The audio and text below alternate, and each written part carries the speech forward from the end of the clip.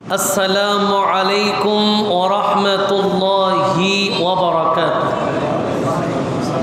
প্রশংসা আদায় করছি মহান রব্বুল আলামিনের মহান দরবারে, যে মহান রব্বুল আলামিন আজকের এই মহিমান্বিত পবিত্রতম জুমার দিনে জুমার নামাজ আদায় করার জন্য আল্লাহর ঘর ঐতিহ্যবাহী কাবাতুল মুশাররফার অংশ অত্র হাজি ঠান্ডা মিয়া সওদাগর জামে মসজিদে জুমার খুতবা পূর্বক এ অগ্রিম আলোচনায় যে রব্বুল আলামিন আমাদেরকে আসার বসার কোরআন ও হাদিসের আলোকে কিছু শোনার এবং সেই মোতাবেক আমল করার সুযোগ দিয়েছেন, দিবেন সেই প্রত্যাশায় সর্বপ্রথম বারি তাআলার দরবারে শুকরিয়া আদায় করে সবাই একসাথে পড়ি আলহামদুলিল্লাহ। আর একটু উঁচু আওয়াজে বলি লক্ষ কোটি দরুদ আর সালাম জানাই তাজেদারে নবুয়ত শমএ রিসালত মা'দানে হিদায়ত নূরে মুজাসসম নূরিল ওয়ারাম শামসিদ দুহাম বদরিদ দুজাম সদরিল উলাম নূরিল হুদাম কাহফিল ওয়ারাম আকা মুহাম্মদুর রাসূলুল্লাহ সাল্লাল্লাহু তাআলা আলাইহি ওয়াসাল্লামার নূরানি কুদুমে আকদাসে অসংখ্যবার দুরুদ আর সালামের হাদিয়া পেশ করার পাশাপাশি মহান আল্লাহ জাল্লে জালালুহুর দরবারে আরও একটিবার শুকরিয়া আদায় করতে চাই যে মহান রব্বুল আলামিন এমন প্রিয় নবী রহমাতুল লিল আলামিনের উম্মত বানিয়ে জগতে আমাদের ধন্য করলেন। এই জন্য আরও একটিবার শুকরিয়া আদায় করে পড়ি আলহামদুলিল্লাহ। সেই সাথে আপনারা যারা দূর দূরান্ত থেকে আজকের এই নুরানি ইরফানি রুহানি মাহফিলে ইতিমধ্যে এসে আমাদের সাথে সম্পৃক্ত হয়েছেন, যারা এসেছেন, যারা আসবেন, আল্লাহ পাক সকলের উপস্থিতি কবুল আর মঞ্জুর করে কঠিন কিয়ামতের ময়দানে আজকের উপস্থিতির বিনিময়ে সবাইকে নবীজির সুপারিশ নসিব করে দিক। সবাই বলি আমিন। আর উচ্চ আওয়াজে বলি সোনারে মদিনা আমার প্রাণের মদিনা, সোনারে মদিনা আমার প্রাণের মদিনা, সবে ভুলিব কিন্তু তোমায় ভুলতে পারি না, সবে ভুলিব ভুলতে পারি না, ভুলিনি ভুলব না, না বলো ভুলিনি ভুলব না, না সবে ভুলিব কিন্তু তোমায় ভুলতে পারি না, সবে ভুলিব না, সোনার মদিনা আমার প্রাণের মদিনা, সোনার মদিনা আমার প্রাণের মদিনা, সবে ভুলিব না, সবে ভুলিব না, ভুলিনি ভুলব না, না ভুলিনি ভুলব না, না সবে ভুলিব কিন্তু তোমায়। আওয়াজে বলেন সুবহানাল্লাহ। এই প্রসিদ্ধ বাংলা নাটটির লেখক মাওলানা মোহাম্মদ সলিম উদ্দিন হায়দার, তিনি নবীর প্রেমে উজ্জীবিত হয়ে এই প্রচলিত ঐতিহাসিক প্রসিদ্ধ নাটটি লিখেছেন। এখানে উনি ওনার নিজের অন্তরের আবেগটুকু তুলে ধরেছেন।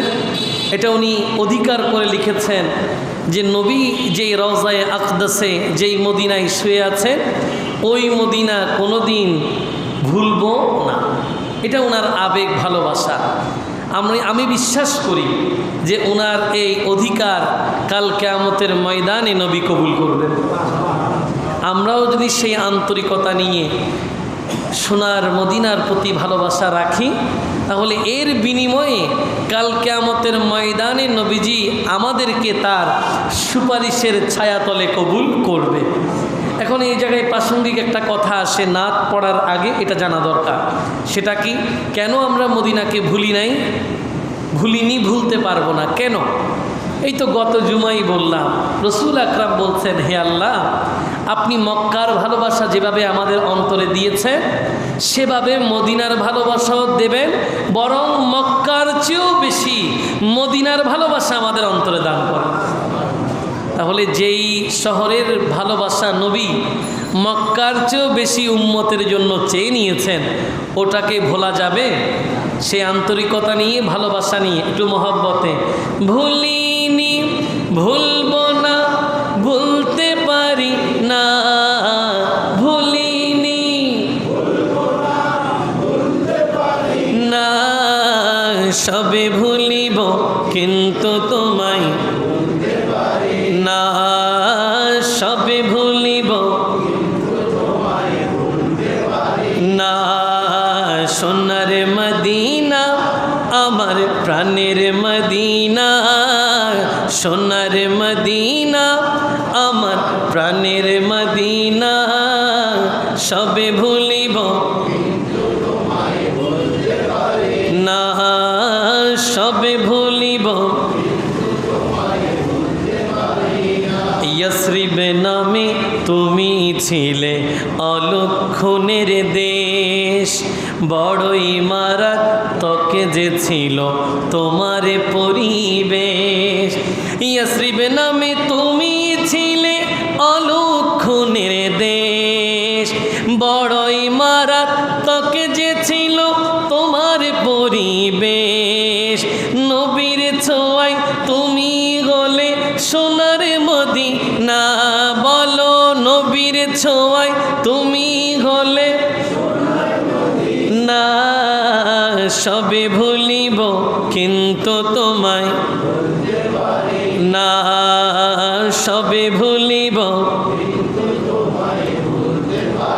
না, আমার সোনার মদিনা, মদিনা সবে ভুলিব। আরশে মুআল্লার চেয়ে বড় তুমি হও, খোদার সৃষ্টিতে তুমি শ্রেষ্ঠ ভূমি হও। আরশে মুআল্লার চেয়ে বড় তুমি হও, খোদার সৃষ্টিতে তুমি শ্রেষ্ঠ ভূমি হও। তোমার বুকে শুয়ে আছে শাহে মদিনা, বলো তোমার বুকে শুয়ে আছে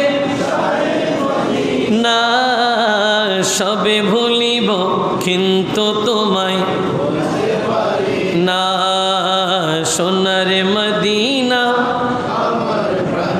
মদিনা সবে ভুলিব। জান্নাতের বাগানে নবী তোমায় বলেছেন, খাকে শিফার অধিকারী তোমায় করেছেন। সুবহানাল্লাহ বলেন।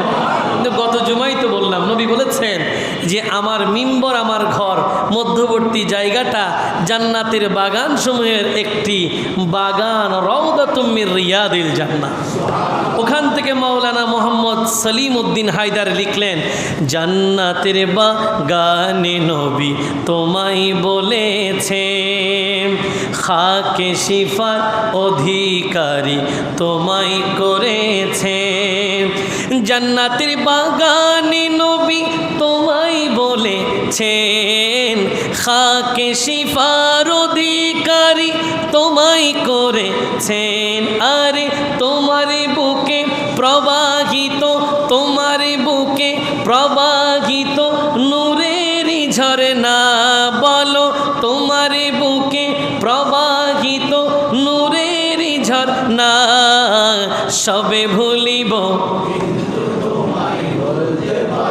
না, বলো সবে ভুলিব কিন্তু তোমায়, তোমার বুকে আমার নবীর কদম পড়েছে, সুবহানাল্লাহ, তোমার বুকে জিবরিল সদা এসেছে, তোমার বুকে আমার নবীর কদম পড়েছে, তোমার বুকে জিবরিল সদা এসেছে, আরে অধম বলি কেমনে যাব সোনার মদিনা, বলো অধম বলে কেমন করে যাব মদিনা, সবে ভুলিব না, সবে ভুলিব না, সোনার মদিনা, মদিনা সোনার মদিনা, মদিনা সবে ভুলিব না, ভুলিনি ভুলব না, না বলো ভুলিনি ভুলব না, না সবে ভুলিব, সবে ভুলিব কিন্তু তোমায় ভুলতে পারি না।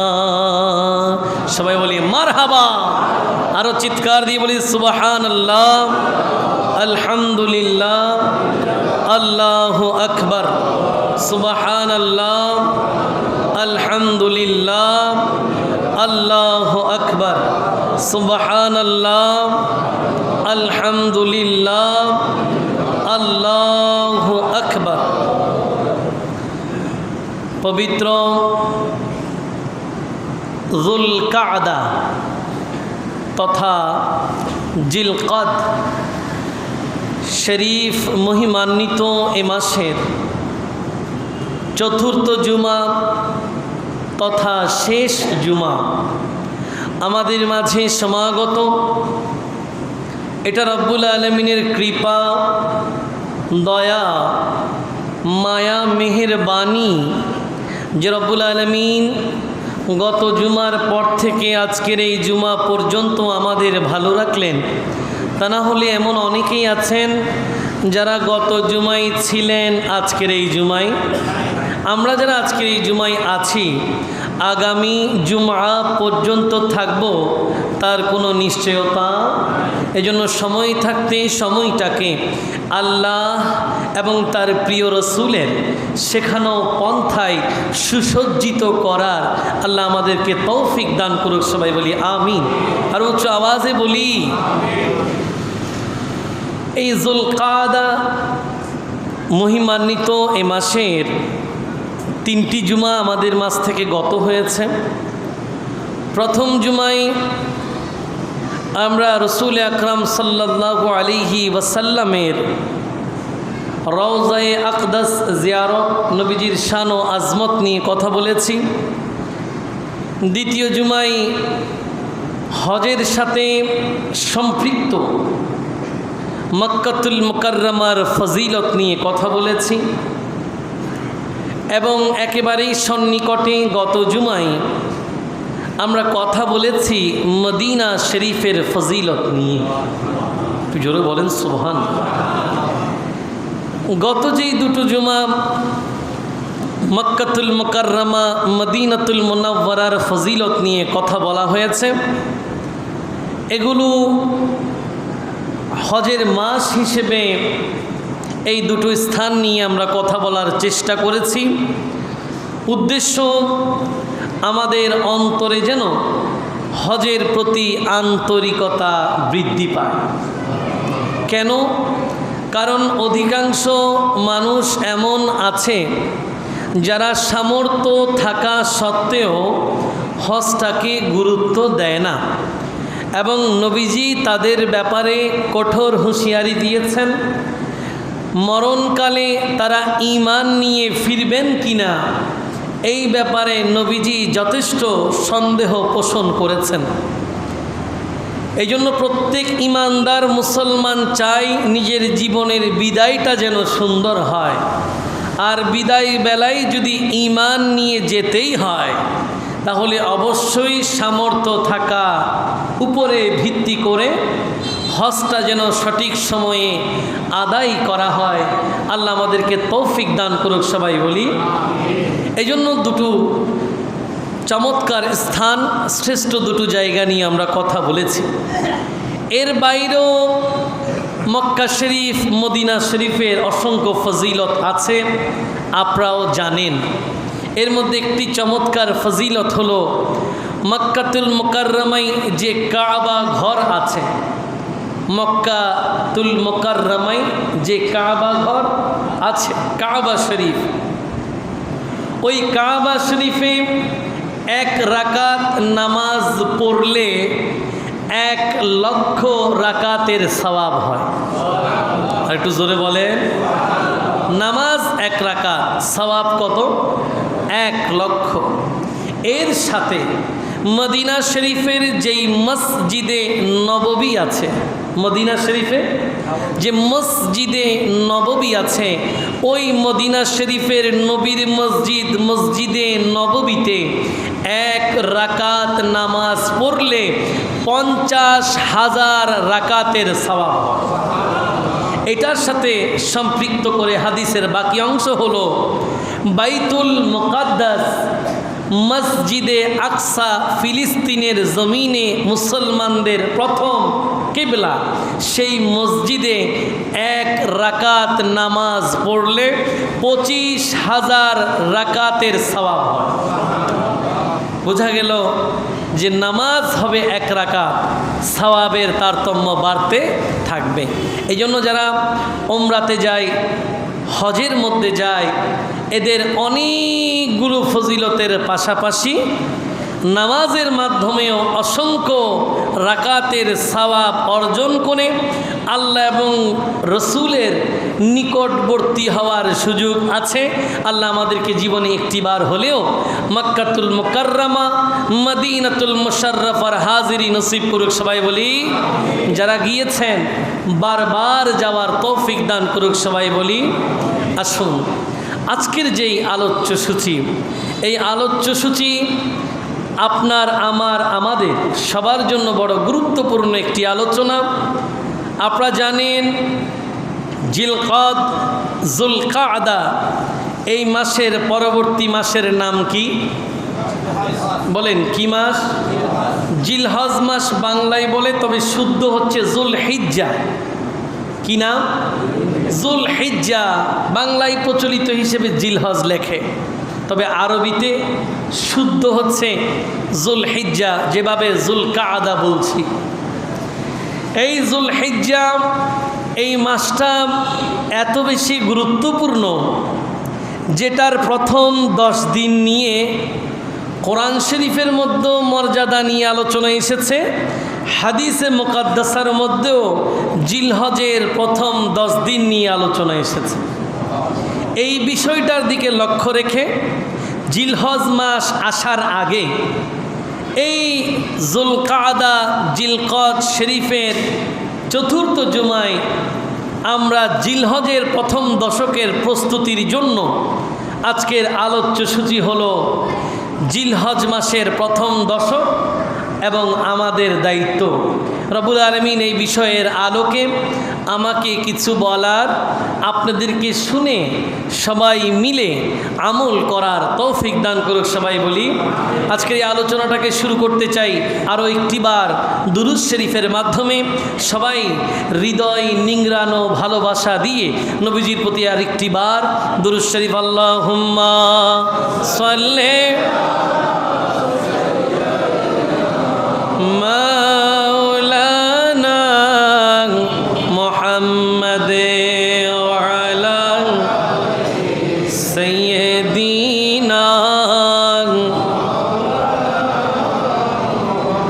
আসুন আজকের আলোচনার সূচনা পবিত্র কোরআন আল কারীমের একটি জায়গা থেকে শুরু করতে চাই।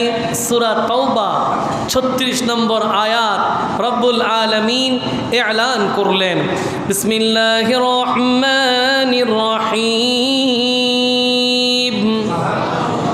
ইন্না ইদ্দাতাশ শুহুরি ইনদাল্লাহি 12 শাহরান ফি কিতাবিল্লাহ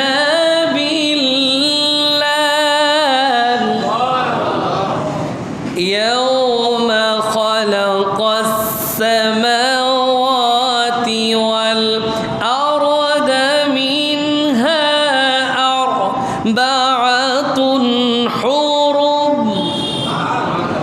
যালিকা দ্বীনুল কাইয়্যিম।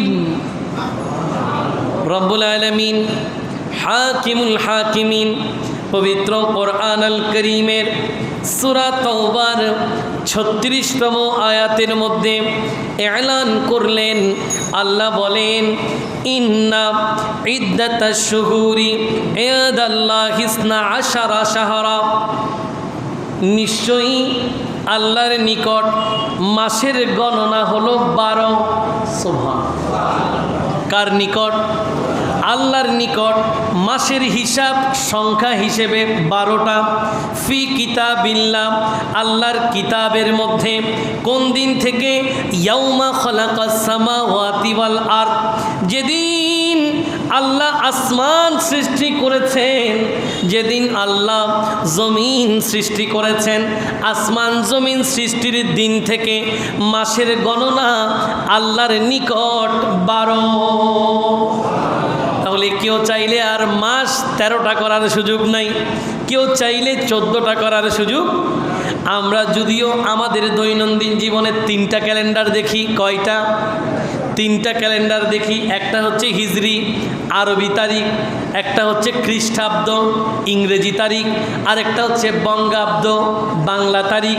যদিও এই 3টা তারিখ, 3টা সময়, 3টা মাসের গণনা আমরা দেখি, কিন্তু সবার আগ থেকে আসমান জমিনের সৃষ্টির সূচনা থেকে আল্লাহর নিকট আল্লাহর বিধান মতে মাসের সংখ্যা 12। এই জন্য আমরা বলতে পারি আরবি যেই মাসের সংখ্যা, যেটা আল্লাহ কর্তৃক চাঁদের হিসাবে নির্ধারিত হয়, এটাই সবার আগের হিসাব। আর একটু জোরে বলেন সুবহানাল্লাহ। এটা সবার আগের হিসাব। ওই 12র দিকে খেয়াল করে, পরে খ্রিস্টাব্দ, পরে বঙ্গাব্দ, আগে হিজরি। জোরে বলেন সুবহানাল্লাহ। স্বাভাবিক একটা প্রশ্ন আপনি আমাকে এখন এই জায়গায় করতে পারেন, এজন্য প্রশ্ন করার জায়গা রাখবো না, সংশয় আগেই সমাধান করি। সেটা কি? সেটা হচ্ছে, যদি হিজরি আগে হয় তাহলে হিজরি 1446 কেন, খ্রিস্টাব্দ 2025 কেন? ঠিক কিনা? এটা একটা প্রশ্ন থেকে যায় না? থেকে যায়। বাংলাটা এমনিতেই বোঝা যায়, যেহেতু এটা বাংলার একটা ইতিহাসের সাথে আমাদের ঐতিহাসিক একটা ব্যাপার আছে, এটা রাখলাম। কিন্তু খ্রিস্টাব্দের সাথে আমরা পিছিয়ে কেন? পিছিয়ে হচ্ছে এই জন্য, আমরা যেই আরবি আজকের তারিখ বা সাল গণনা করছি, এটা রসুল আকরাম সাল্লাল্লাহু আলাইহি ওয়াসাল্লামের হিজরত থেকে। কোত্থেকে? হিজরত থেকে। যদি একেবারে সৃষ্টির সূচনায় আদম সফিউল্লাহ থেকে সৃষ্টির সূচনায় যদি গণনা করে আসতো, এটা হাজার হাজার সাল পাড়ি দিত। আজকের যেই 1446, এটা হচ্ছে রসুল আকরামের হিজরতের পরবর্তীতে বিভিন্ন জায়গার গভর্নররা রসুল আকরামকে বলছেন যে এই চিঠিগুলো আপনারা আমার কাছে পাঠাচ্ছেন। রসুল আকরামের জামানার পরে ফারুকে আজমের আমলে চিঠি পাঠানো হলো, যে ফারুকে আজম চিঠি কোন মাসে পাঠাচ্ছেন, কোন সময় বিধান জারি করব, আমরা হুকুম বিধান পালন করতে কষ্ট হচ্ছে, একটা তারিখ নির্ধারণ করা উচিত। সেই মর্মে সাহাবায়ে কেরামরা বসে সিদ্ধান্ত নিলেন যে আল্লাহর নবীর হিজরতের যেই সময় আছে ওটা তারিখ হিসেবে সবচেয়ে চমৎকার। সেই দিন থেকে আজকের এই দিন পর্যন্ত 1446। সামনের মাস জিলহজ গেলেই 1447-এ পাড়ি দেবে। আপনাদের উত্তর কি পাওয়া গেছে? এবার সামনের দিকে যাই। রব্বুল আলামিন বলেন মাসের সংখ্যা 12, কিন্তু মিনহা আরবাআতুন হুরুম, এই 12টা মাসের মধ্যে এমন 4টা মাস আছে যেগুলো 12 মাসের মধ্যে আল্লাহ কর্তৃক অধিক সম্মানিত। কয়টা? কোরআন আল করিম বলছে আসমান জমির সৃষ্টি লগ্ন থেকে আল্লাহর নিকট মাসের গণনা 12, এই 12র মধ্যে 4 আবার সম্মানিত। বান্দা যদি আজীবন এই মাস সম্পর্কে জানতে চায়, কোরআনেও যদি থেকে যায়, এর উত্তর খুঁজে পাওয়া কঠিন বরং দুষ্কর। কেন কোরআনে এর উত্তর দিয়া কঠিন? কারণ রব্বুল আলামিন ইশারা দিয়েছেন 12টা মাস হবে, ওখানে 4টা সম্মানিত হবে। সমাধান যদি চাও আমার নবীর দরবারে যাও। রাসূল আকরাম সাল্লাল্লাহু আলাইহি ওয়াসাল্লাম এটার সমাধান করে দিয়েছেন হাদিসের মধ্যে। নবীজি বলছেন 12টা মাস সৃষ্টির সূচনা থেকে সংখ্যার হিসেব হবে 4টা অধিক সম্মানিত। এই 4টা কোনটা? নবী বলেন সালাসুন মুতাওয়ালিয়াত, 3টা একেবারেই ধারাবাহিক। 1 নাম্বার যুলকাদা, যেই মাস এখন চলতেছে। 2 নম্বর যুলহিজ্জা, যেটা আসছে। এরপরে ওয়াল মুহররম, জিলহজের পরে মুহররম। এই 3টা ধারাবাহিক, জিলকদ, জিলহজ এবং মুহররম। বাকি রইল কয়টা? আরেকটা নবী বলেন ওয়া রজাবুন মুদার আল্লাযী বাইনা জুমাদা ওয়া শাবান। আরেকটা মাস হচ্ছে জুমাদা সানি, জুমাদা সানি এবং শাবানের মধ্যবর্তী মাস রজবুল মুরাজ্জাব। জোরে বলেন সুবহান। কিন্তু এই 4টার মধ্যেও আরও একটা মাস আছে যেটা আরেকটু বেশি সম্মানিত, যেটা রহমতুল্লিল আলামিন। নবী বলেছেন সুনানে ইবনে মাজা, মুসনাদে আহমদের মতো চমৎকার হাদিস গ্রন্থে এসেছেন। নবী বলেন আলা ওয়া ইন্না আহরামা শুহুরি শাহরুকুম হাদা, বলে এই 4টা সম্মানিত মাসের মধ্যে শ্রেষ্ঠ মাস একটি আছে, ওই মাসের নাম হলো যুলহিজ্জা। জোরে বলেন না সুবহান। তাহলে 12 মাসের মধ্যে একেবারে শ্রেষ্ঠ মাস কোনটা? জিলহজ। কেন জিলহজ, কেন যুলহিজ্জা? এই মাস একটু আলাদা, বাড়তি সম্মানিত। যারা ইসলামী গবেষক তারা বলেছেন এই মাসের মধ্যে এমন কিছু রাত আছে, এমন কিছু দিন আছে, এমন কিছু সময় আছে যেগুলোর আমল, যেগুলোর ইবাদত আল্লাহর কাছে সব সময়ের চেয়ে বেশি দামি। এবং যেই সময়গুলোর ব্যাপারে রব্বুল আলামিন কোরআন আল করিমের সূরা ফজরের মধ্যে ইরশাদ করেছেন। আল্লাহ পাক এলান করলেন বিসমিল্লাহির রহমানির রহিম ওয়াল ফাজরি ওয়া লায়ালিন আশর। রব্বুল আলামিন হাকিমুল হাকিমিন পবিত্র কোরআন আল করিমের মধ্যে সূরা ফজরে এলান করেন। আল্লাহ বলেন ফজরের শপথ। জোরে বলেন সুবহান। কিসের শপথ? ফজরের শপথ। তাফসীর কারকরা এই জায়গায় বিভিন্ন মত দিয়েছেন। কেউ বলেছেন এটা প্রতিদিন যেই সকাল হয় ওই সকালের শপথ করেছেন। কেউ বলেছেন ঈদুল আযহা, সুবহানাল্লাহ, সামনেই আমাদের ঈদুল আজহার যেই সকাল, আল্লাহ পাক সূরা ফজরের মধ্যে ঈদুল আজহার শপথ করেছেন। ওই দিন যেই সকালবেলা ওই সকালের শপথ করেছেন।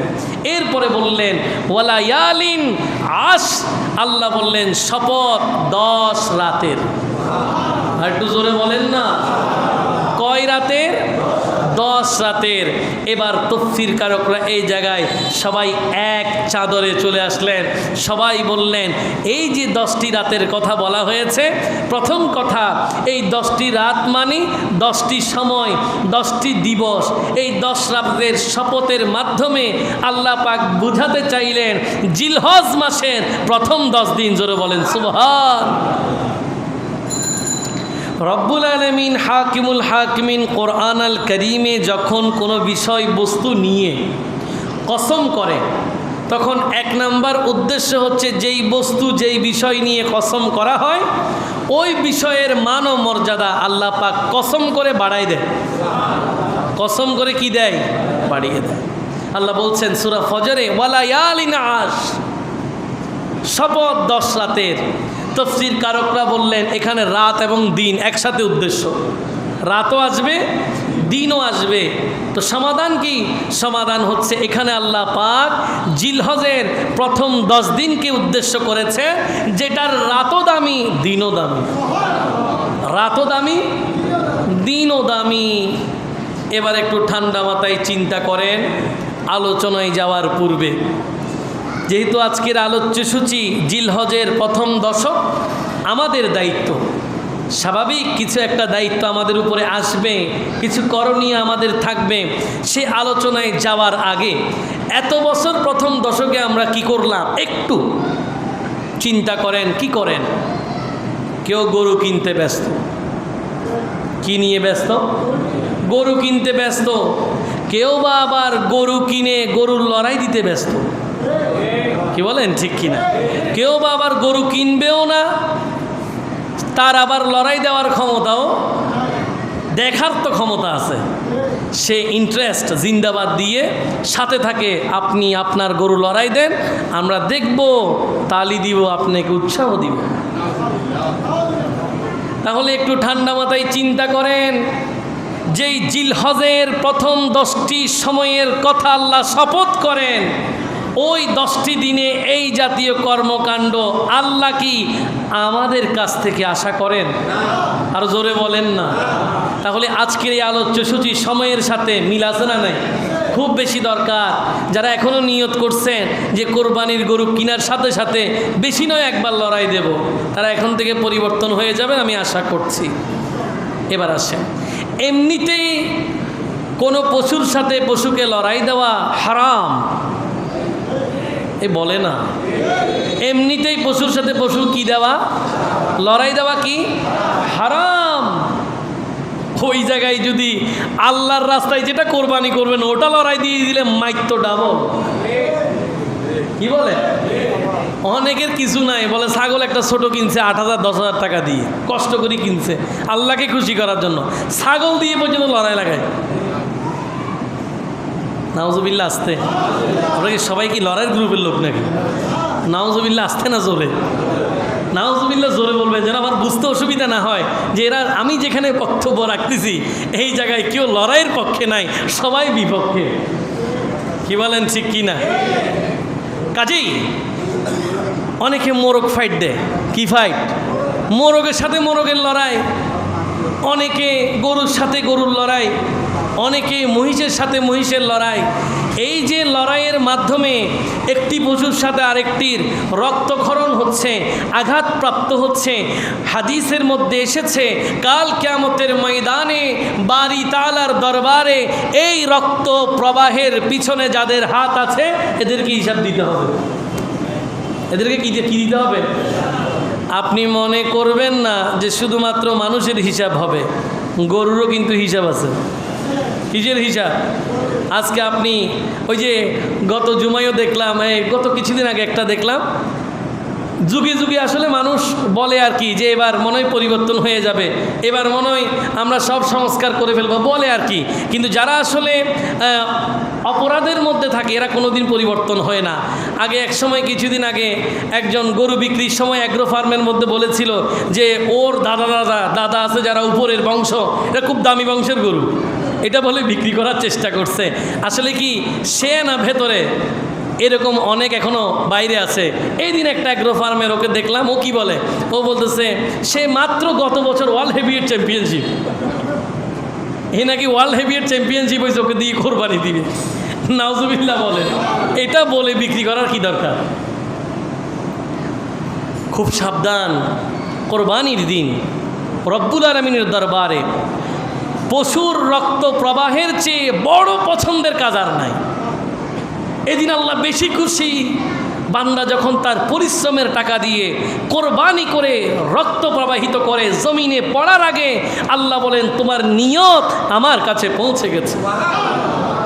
এই জন্য আল্লাহ পাক কোরআন শরীফের মধ্যে আয়াত নাজিল করেছেন, লা ইয়ানালাল্লাহু লুহুমুহা ওয়ালা দিমাউহা ওয়ালাকিন ইয়ানালুহু তাকওয়া মিনকুম। ও বান্দারে, দামি দামি লক্ষ লক্ষ টাকার কোরবানি দিবা, 10 লক্ষ টাকার গরু হবে তোমার, 7 লক্ষ টাকার কোরবানি করবা, 15, 20 লাখ, 30 লাখ, 35 লক্ষ টাকার বিশাল গরু, ওট, মহিষ, ছাগলের বাজার তুমি বসিয়ে দেবা, কিন্তু জেনে রাখো এটার মাংস আমার কাছে পৌঁছায় না, এর এক টুকরা গোশত আমার কাছে আসে না, এর রক্ত আমার কাছে পৌঁছায় না। কি পৌঁছায়? ওয়ালাকিন ইয়ানালুহু তাকওয়া মিনকুম। বান্দারে, এই যেই ভালোবাসা দিয়ে তুমি তোমার সম্পদ দিয়ে একটা পশু কোরবানি করে আল্লাহকে রাজি করার জন্য আল্লাহর রাস্তায় জবাই করে দিলা, সেই নিয়ত, সেই তাকওয়া, সেই আল্লাহবিধি আমার কাছে পৌঁছে যায়। এত বড় একটা চমৎকার ইবাদত কেন অপসংস্কৃতির কবলে পড়ে নষ্ট হয়ে যাবে? হজ করতে গেলে যেরকম সাবধানতা অবলম্বন করতে হয়, সামান্য ভুলের কারণে দম ওয়াজিব হয়ে যায়, কোরবানি ওয়াজিব হয়ে যায়। হজের আহকাম আরকানের মধ্যেও লক্ষ লক্ষ টাকার কোরবানির মধ্যে আপনাকে সতর্কতা অবলম্বন করতে হবে। যেন তেন কোরবানি করলে হবে না, নিয়ত ঠিক থাকতে হবে, তাকওয়া ঠিক থাকতে হবে। আপনার গরু জবাই করবেন সুন্দর একটা পরিবেশের মধ্যে। এরকম অনেক রেকর্ড আছে, কোরবানির দিন কোরবানিওয়ালা জবাই দেরি হচ্ছে, ছুরি নিয়ে হুজুরকে দৌড়াই ছুটছে, এরকম রেকর্ডও আছে। অনেকে নিজের মেজাজ ধরে রাখতে পারে না, লাঠি নিয়ে কসাইকে দৌড়াই ছুটছে, করতেছে ইবাদত কিন্তু নিজের মেজাজ কন্ট্রোল করতে পারছে না। নামাজের মধ্যে আসলে কি আপনার রাগ হয়? বলেন, রাগ হয়? এখানে কি কোনো সময় রাগ আসে? রাগ আসলে তো নামাজ হবে না। যে হুজুর মনে হয় আজকে তেলাওয়াত বেশি লম্বা করতেছে, এরকম কোনোদিন চিন্তা আসে? এরকম চিন্তা আসলে নামাজে আপনার তাকওয়া উপস্থিত হবে না। একইভাবে কোরবানি এটা অনেক বড় ইবাদত, এটা অনেক বড় ইবাদত। আমি এমন এমন কোরবানিওয়ালা আমার এই সমাজের মধ্যে আমি দেখেছি, পার্সোনালি আমাকে বলেছেন যে হুজুর আমি কোনো দৌড়াদৌড়িতে নাই, আমি হুজুরকে বলে দিয়েছি সবার জবাই শেষ হইলে তারপর আমারটাতে আসবেন। সুবহানাল্লাহ বলে। আপনি আগে জবাই করে তাড়াতাড়ি 11টার মধ্যে যদি ছেড়ে দেন, সাথে সাথে আপনাকে পুরস্কার দিয়ে ফেলবে, এখন কবুল হয়ে যাবে। বিষয়টা কি এরকম? তা আপনি দৌড়াদৌড়ি করতেছেন কেন? কি মানে দৌড়াদৌড়ি? না, কবুল হওয়াটা ভাই দরকার। এত কষ্ট করে কোরবানি করছেন লোক দেখানোর জন্য, মানুষকে খুশি করানোর জন্য। খুশি করবেন কাকে? আরো জোরে বলেন কাকে? আরো চিৎকার দিয়ে বলেন কাকে? যাকে খুশি করবেন তিনি হলেই তো হয়।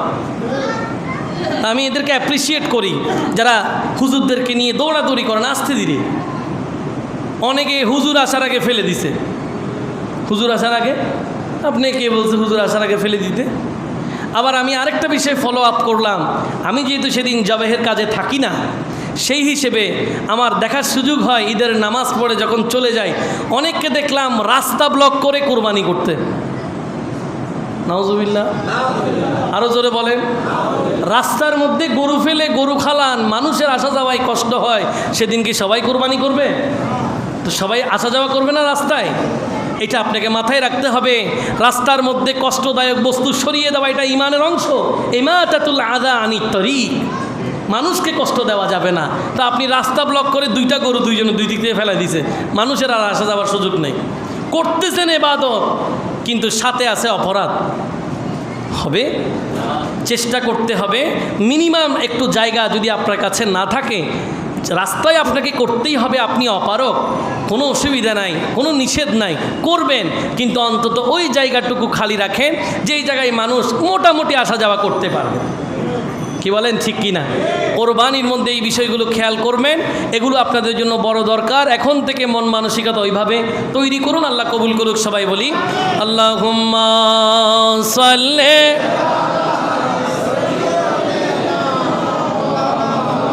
মুহাম্মাদে ওয়া আলা আলি মাওলানা। আসুন বুঝে নিলাম কোরআন আল করিমের আলোকে জিলহজ মাসের প্রথম 10 দিন 10টা সময়ের গুরুত্ব বুঝলাম কোরআনে। এবার আসেন হাদিসে মুকাদ্দাসাই আল্লাহর নবী রহমাতুল্লিল আলামিন এই জিলহজের প্রথম দশক নিয়ে কি বলছেন। নবীজি বলেন, মা মিন আইয়ামিল আমালুস সালিহু ফিহা আহাব্বা ইলাল্লাহি মিন হাযিহিল আইয়াম ইয়ানি আইয়ামাল আশর। নবী বলেন, আল্লাহর নিকট জিলহজের 10 দিনের নেক আমলের চেয়ে অধিক প্রিয় অন্য কোনো দিনের আমল নেই। আরো জোরে বলেন সুবহানাল্লাহ। নবীজি বলেন, জিলহজ মাসের প্রথম 10 দিনের আমলের চেয়ে আল্লাহর নিকট অন্য কোনো দিনের আমল এত প্রিয় নাই। এরপরে প্রিয় নবী যখন সাহাবায়ে কেরামদেরকে বক্তব্যটা শোনালেন, সাহাবায়ে কেরাম নবীজিকে আবার প্রশ্ন করলেন, ক্বালু ইয়া রাসূলুল্লাহ, ও আল্লাহর রাসূল, ওয়ালাল জিহাদু ফি সাবিলিল্লাহ, আল্লাহর রাস্তায় জিহাদ করাও কি উত্তম না? সুবহানাল্লাহ। নবী আপনি বললেন জিলহজের 10 দিনের আমল বাকি সব দিনের চেয়ে দামি। সাহাবায়ে কেরাম প্রশ্ন করলেন, আল্লাহর রাস্তায় জিহাদ করাও কি এর চেয়ে উত্তম না? তখন নবীজি বলেন, ওয়ালাল জিহাদু ফি সাবিলিল্লাহ, হ্যাঁ আল্লাহর রাস্তায় জিহাদ করাও এর চেয়ে উত্তম না। জোরে বলেন। তবে হ্যাঁ একটা কথা আছে, ইল্লা রাজুলুন, সেই জিহাদকারী ব্যতীত, খরাজা বিনাফসিহি ওয়া মালিহি ফালাম ইয়ারজি মিন শাইইন বিশা মিন যালিকা বিশাইইন, বলে সেই জিহাদকারী ব্যতীত যে আল্লাহর রাস্তায় জীবনের ঝুঁকি নিয়ে সম্পদের ঝুঁকি নিয়ে জিহাদ করে শাহাদাত বরণ করেছেন, কোনো কিছু নিয়ে আর ফিরে আসতে পারে নাই, তার জিহাদ ব্যতীত আর সকল জিহাদের চেয়েও এই জিলহজের প্রথম দশকের আমল আল্লাহর নিকট অধিক প্রিয়। তাহলে আমাদের দায়িত্বগুলো এবার চলে আসতেছে, সিদ্ধান্ত আমাদেরকে এখন থেকে তৈরি করতে হবে। আজকেই হাজী ঠান্ডা মিয়া সওদাগর জামে মসজিদে জিলকদ মাসের চতুর্থ জুমার মধ্যে জিলহজ আসার পূর্বে প্রথম দশকে ইবাদত করার মন মানসিকতা তৈরি করার, সে অনুসারে আমল করার আল্লাহ আমাদেরকে তৌফিক দান করুক, সবাই বলি। এবার আসেন এই প্রথম দশকের ফজিলত নিয়ে আরও কিছু হাদিস রাসূল আকরাম সাল্লাল্লাহু আলাইহি ওয়াসাল্লাম বলছেন। নবীজি বলেন, মা মিন আইয়ামিন আহাব্বু ইলাল্লাহি আন ইউতাআব্বাদু লাহু ফিহা মিন আশরি জিলহিজ্জা। নবী বলেন, জিলহজের প্রথম দশকের আমল আল্লাহর নিকট সবচেয়ে বেশি প্রিয়। ইয়াদিলু সিয়ামি কুল্লি ইয়াউমিন মিনহা বিসিয়ামি সানা ওয়া কিয়ামুন কুল্লি লাইলাতিন মিনহা বিকিয়ামি লাইলাতিল কদর। জোরে বলেন সুবহান। নবী বলেন, এই প্রথম দশকের রোজা প্রতি রোজার মধ্যে একটি বছরের রোজার সওয়াব হবে। একটি রোজায় 1 বছরের সওয়াব। প্রতি বছর এই দশকের মধ্যে যতটা রোজা বান্দা রাখবে প্রত্যেক রোজায় 1 বছর করে রোজা রাখার সওয়াব পাবে। আর যারা রাত্রিবেলা ইবাদত করবে রাত জেগে, নবীজি বলেন প্রতি রাত লাইলাতুল কদরের সওয়াব পাবে। তাহলে এবার আমাদেরকে সিদ্ধান্ত নিতে হবে যে প্রথম দশকে আমরা যেন রাতকে কাজে লাগাই, দিনকেও কাজে লাগাই। আল্লাহ আমাদেরকে দিনের বেলা রোজা, রাতের বেলায় লাইলাতুল কদর করার তৌফিক দান করুক, সবাই বলি। এখন এখানে একটি প্রশ্ন আবার চলে আসবে, সেটা কি যে হুজুর রোজা রাখবো আমি পহেলা জিলহজ থেকে নিয়ত করলাম, আপনি বললেন 10 দিন রোজা রাখতে, তাহলে তো কোরবানের দিন 10 তারিখ, কোরবানের দিন, এখন কি কোরবানের দিন রেখে দেবেন? না, কোরবানির দিন রোজা রাখবেন না, এদিন রোজা রাখা হারাম। এদিন রোজা রাখা কি হারাম। তাহলে এখানে উদ্দেশ্য কি? তাফসীর কারকরা এই জায়গায় একমত, 10 দিনের রোজার যেই ফজিলত বলা হচ্ছে এখানে 9 দিন গণ্য হবে। এছাড়াও বাকি সব ইবাদতের ক্ষেত্রে বরাবর 10 দিন থেকে যাবে। রাতও কাজে লাগাবেন, দিনও কাজে লাগাবেন। আল্লাহ আমাদেরকে অধিক পরিমাণে জিলহজের প্রথম 10টা দিন ইবাদতের মাধ্যমে কাটানোর তৌফিক দান করুক, সবাই বলি। এই জন্য এই জিলহজের প্রথম 10 দিনের মধ্যে আপনি খেয়াল করলে দেখবেন এতে মৌলিক সকল ইবাদত আছে। মৌলিক সকল ইবাদত, এর মধ্যে নামাজ আছে, এর মধ্যে রোজা আছে, এর মধ্যে সাদকা আছে, এর মধ্যে হজও আছে। সব এই জিলহজ মাসের মধ্যেই মৌলিক ইবাদত সবগুলো আছে। কাজেই এই 10টা দিন আল্লাহ আমাদেরকে সম্মান করার, ইজ্জত করার, ইবাদত করার তৌফিক দান করুক, সবাই বলি। এই জন্য যারা পূর্বসূরি নেককার বান্দা, সাহাবায়ে কেরাম, তাবেঈন ইযাম, এদের জীবনী দেখলে আমরা দেখব যে বিখ্যাত তাবেঈ হযরত সাঈদ ইবনু জুবায়ের রাদিয়াল্লাহু তাআলা আনহুম, তিনার একটা অভ্যাস ছিল, তিনি যুলহিজ্জা মাসের প্রথম দশকে ইবাদতের জন্য কঠিনভাবে পরিশ্রম করতেন। এই 10 দিন সাঈদ ইবনে জুবায়ের রাদিয়াল্লাহু তাআলা আনহু অনেক কঠিন সাধনা করতেন, কঠিন পরিশ্রম করতেন। আল্লাহ আমাদেরকে সেভাবে পরিশ্রম করার তৌফিক দিক, সবাই বলি। এবার আসেন কি কি আমরা আমল করতে পারি। প্রথমত নামাজ। 1 নম্বরে কি? নামাজ, ফরজ নামাজ 5 ওয়াক্ত আমাদের উপরে ফরজ। এটা ঠিক রেখে এর বাইরে আর যত নফল নামাজ আদায় করা যায় আল্লাহ কবুল করুক। এরপরে হচ্ছে আপনি রোজা। রোজা 9টি রাখার ব্যাপারে আছে যে রাসূল আকরাম সাল্লাল্লাহু আলাইহি ওয়াসাল্লাম এর ব্যাপারে ইরশাদ হচ্ছে, কানা রাসূলুল্লাহ সাল্লাল্লাহু আলাইহি ওয়াসাল্লাম ইয়াসুমু 9 জিলহিজ্জাতি, আল্লাহর নবী জিলহজ মাসের প্রথম 9 দিন রোজা রাখতেন। কয় দিন? তাহলে সেই ক্ষেত্রে আমরা যদি 9 দিন আমাদের সম্ভব না হয়, প্রথমত আমাদের একটা বেসিক টার্গেট থাকবে, আমরা যেন অন্তত আরাফার দিন রোজা রাখি। কয় দিন? 1 দিন অন্তত আরাফার দিন রোজা রাখি।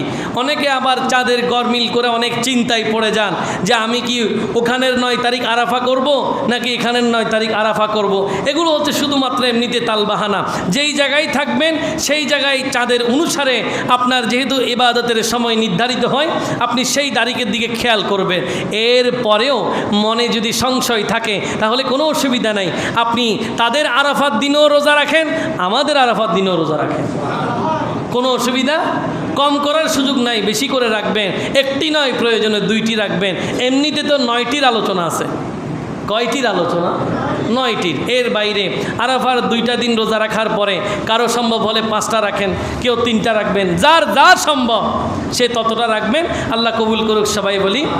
এরপরে একটু বেশি বেশি সদকা করার চেষ্টা করবেন। কি করবেন? দান সদকা করবেন। চামড়ার টাকা গরিব দুঃখীদেরকে দেবেন, মাদ্রাসার ইয়েতিমখানাদেরকে দেবেন, ওটা তো ঠিকই আছে। এর বাইরেও চামড়ার টাকা দিতে হবে এমন কোনো কথা নয়। আমার দেশে চামড়ার রেট সবসময় নিম্নমুখী থাকে, পড়ে যায়। তো আপনি ওটা রাখেন একদিকে, জিলহজের মাসের দিকে খেয়াল করে এমনিতে গরিব দুঃখী মেহনতি মানুষদেরকে সদকা করবেন। আল্লাহ কবুল করুক, সবাই বলি। এর বাইরেও নবীজি একটা আমলের ব্যাপারে বলেছেন, এই জায়গায় একটু মনোযোগ। আল্লাহর নবী রহমাতুল লিল আলামিন যুলহিজ্জা শরীফের মধ্যে আমল করার জন্য বলেছেন। নবী বলেন, মা মিন আইয়ামিন আযমু ইনদাল্লাহি ওয়ালা আহাব্বা ইলাইহিল আমালু ফীহিন্না মিন হাযিহিল আইয়ামিল আশর ফাআকসিরু ফীহিন্না মিনাত তাহলিলি ওয়াত তাকবীরি ওয়াত তাহমিদ। জোরে বলেন সুবহানাল্লাহ। নবীজি রাহমাতুল লিল আলামিন বলেন, আল্লাহর কাছে যেহেতু এই জিলহজের প্রথম 10 দিনের ইবাদত আমল সব কিছুর চেয়ে বেশি অধিক প্রিয়, সেই হিসেবে তোমরা আমার উম্মতেরা এই দিনগুলোতে বেশি বেশি তাহলিল পড়বা। কি পড়বা? তাহলিল মানে লা ইলাহা ইল্লাল্লাহ, লা ইলাহা। এরপরে নবী বললেন ওয়াত তাকবীর, তাকবীর পড়বা। তাকবীর মানে আল্লাহু আকবার, তাকবীর মানে। এরপরে বলছেন ওয়াত তাহমিদ, তাহমিদ পড়বা।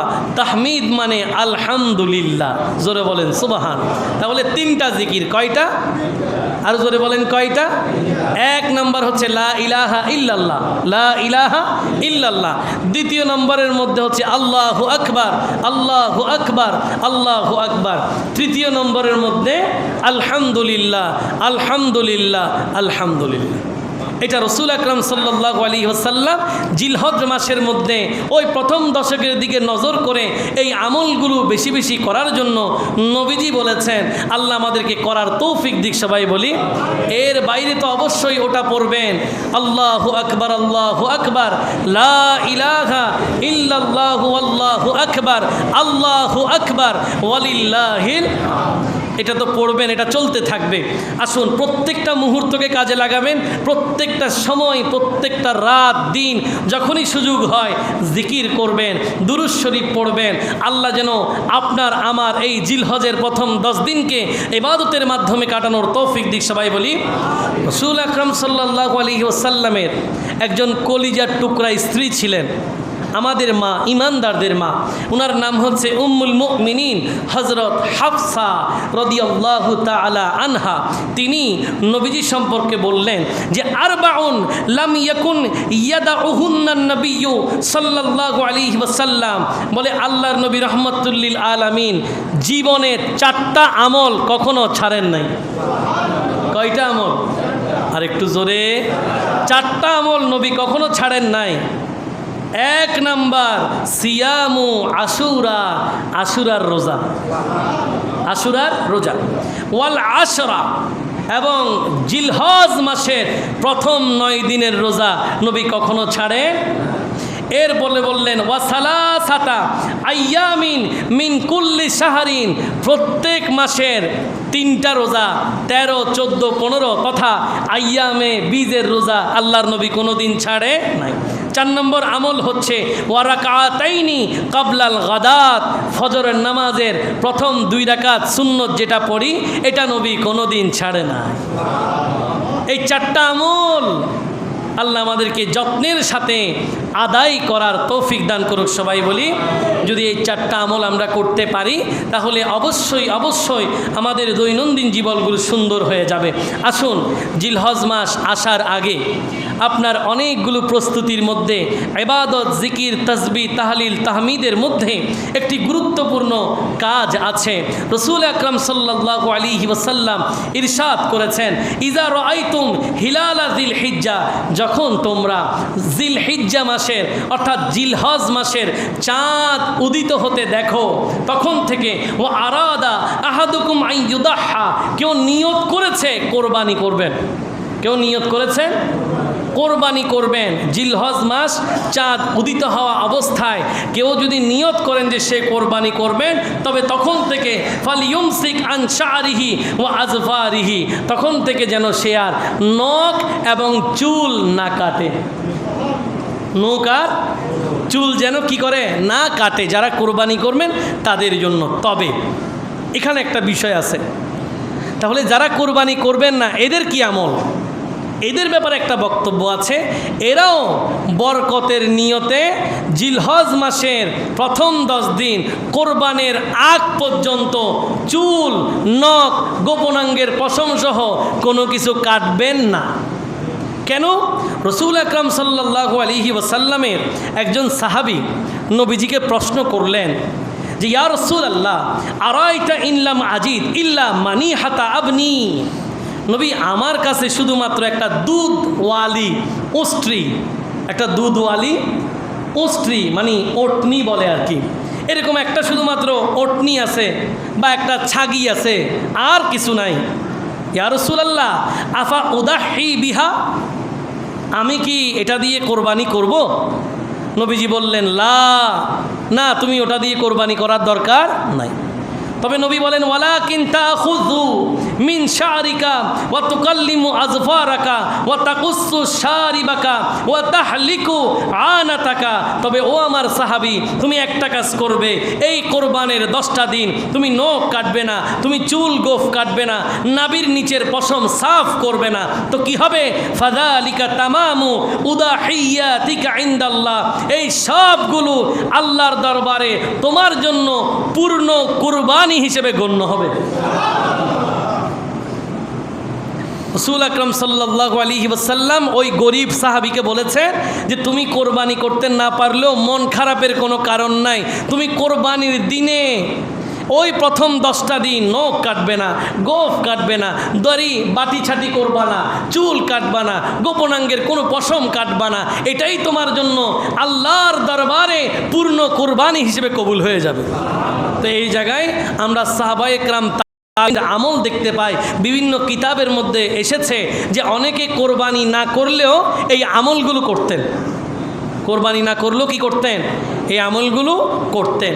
কাজেই আমরা এবার সিদ্ধান্তে পৌঁছাতে চাই। আজকে আমাদের আলোচ্যসূচি ছিল জিলহজের প্রথম 10 দিন, প্রথম দশক আমাদের করণীয়। আমি আশা করছি আমার সম্মানিত মুসাল্লিয়ানে ইজাম এই জায়গা থেকে তাদের আগামী 10 দিনের পরিকল্পনা, জিলহজের দিন থেকে কোরবানি পর্যন্ত ওই 10টা দিন তারা কি করবেন, ইবাদত কিভাবে সাজাবেন, কিভাবে জিকির করবেন, কিভাবে রাত জাগবেন, কিভাবে দিনের বেলা রোজা রাখবেন, নিজের আপন আপন সামর্থ্য অনুসারে তারা প্রস্তুতি নেবেন।